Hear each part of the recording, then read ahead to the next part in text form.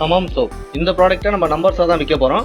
எவ்வளவு குவான்டிட்டி அப்படின்னு கொடுக்கும்போது அதுக்கான டோட்டல் எடுத்துக்கும். என்டர். அடுத்து கோல்டு வின்னர். இப்போ இந்த ப்ராடக்ட்ல எவ்வளவு குவான்டிட்டி அப்படிங்கிறத கொடுத்துட்டு என்டர் பண்ணும்போது இந்த யூனிட் அப்படிங்கிற களத்தில் நிற்கும்.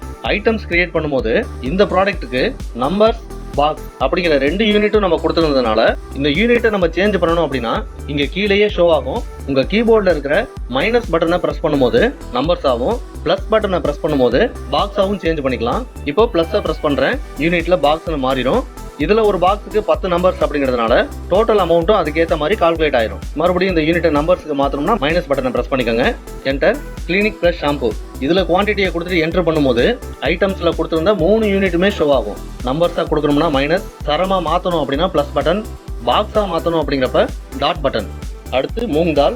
இந்த ப்ராடக்ட்டுக்கும் நாம 2 யூனிட் கொடுத்துருந்ததுனால கேஜியாவும் சேல் பண்ண முடியும், பேக்காவும் சேல் பண்ண முடியும். அது தவிர இந்த பொருளை மொத்தமா வாங்கி சில்லறையாவும் கொடுப்போம். அதுக்காக ஐட்டம்ஸ் பேஜ்ல ஹேவ் மில்லிகிராம்ஸ் அப்படிங்கிற ஆப்ஷனுக்கு எஸ் கொடுத்துருந்தோம். இப்போ இந்த குவான்டிட்டியில 0.1 கொடுத்து 100 கிராம் ஆகும், 1/4 கிலோ, 1/2 கிலோ இந்த மாதிரி சில்லறையாகவும் நம்ம கொடுத்துக்க முடியும். இந்த மாதிரி ஒரு ப்ராடக்ட்டை நம்ம எப்படி சேல்ஸ் பண்ண போறோம், பர்ச்சேஸ் பண்ண போறோம், இதை பொறுத்து ஐட்டம்ஸ் கிரியேட் பண்ணும்போது அதுக்கான டீடைலை நம்ம கொடுத்துடணும்.